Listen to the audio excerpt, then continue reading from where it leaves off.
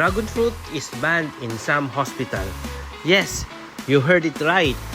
Dragon fruit is banned hindi dahil sa ito ay hindi masustansya or ito ay mataas ang sugar, but it is banned because laging natatawag ang mga doktor. Usually, during midnight, on call ang isang doktor, natatawag dahil kailangan niyang i-review ang isang pasyente na may pulang tae or ang mga nurses ay very concerned kung ang tae ay may dugo.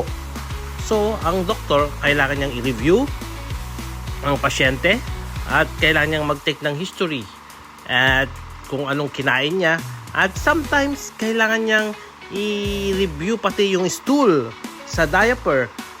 Tapos makikita doon may mga buto ng dragon fruit, red dragon fruit. So yun nga, yun ang dahilan kaya pula ang tae, hindi dahil sa dugo or hindi dahil may dugo ang tae, but it's because dahil sa dragon fruit na ito. So that's the story for today. Hope you enjoy. Thank you.